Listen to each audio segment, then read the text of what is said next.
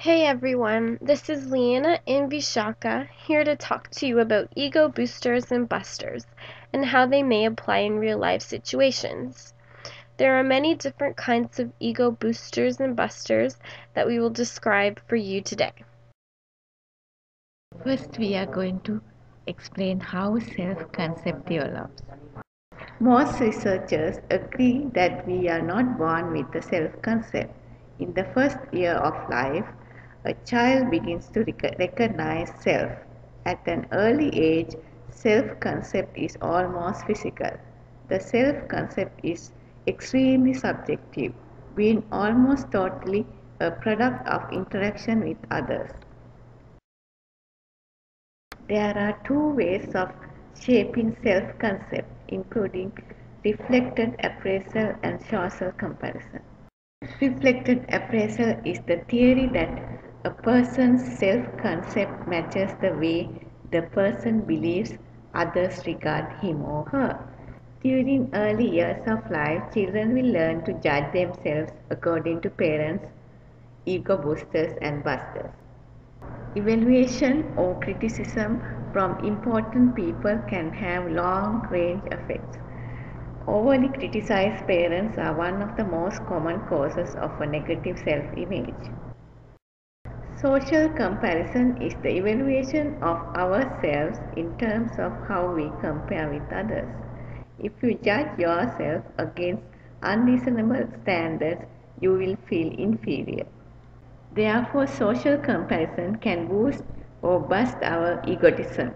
Now that we've covered self-concept, you're probably wondering, why do we care? Ego boosters and busters play a major role in the formation of your own self-concept. So let's see how they apply to a real health sciences situation. As a medical laboratory manager, one must always think about ego boosters and busters. As a medical laboratory manager, it's imperative that you deal with your staff in a respectable manner. You do not want to discourage them or make them feel incompetent as a laboratory professional. Here are a few ways you can ego boost your staff if you are a medical laboratory manager. Firstly, you can educate and encourage your staff. Lead by example. Regular feedback encourages cooperation, and it is far better than the standard yearly performance review, which often consists of mainly negative feedback. Also, it's important to recognize the effort that your staff puts into their work. People need to feel appreciated, and nothing works like positive reinforcement. Being open and truthful to your staff is essential. Direct but sensitive is the key. Don't dodge the truth, but relate the problem in a sensitive manner. Tap into each person's unique skills and assign them often to what they enjoy doing. And finally, make your staff feel like they're a team. In contrast, here are some ego busters that one should stay away from when managing the laboratory. Lab managers should avoid intimidating staff. The lab workers will never be at ease, and under the immense amount of pressure, they are more likely to make mistakes when performing tests.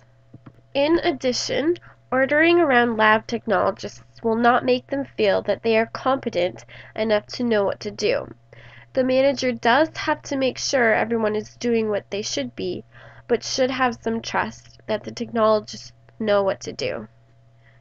Communication skills are extremely important in the laboratory setting. If the technologist has an idea about how to resolve a situation, do not dismiss it. They may be able to help.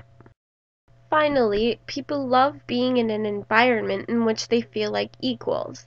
When one feels like he or she is less important than another worker, this person will not feel that he or she is a valuable asset to the healthcare team.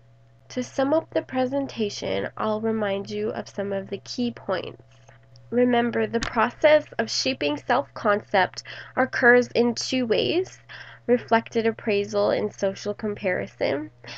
And it's also important to note that negative criticism makes us feel less valuable, whereas we feel good when we're appreciated. Furthermore, people must be aware of the different ego boosters and busters that are present in the healthcare workplace environment. Lab management should strive to use ego boosters to keep their staff happy.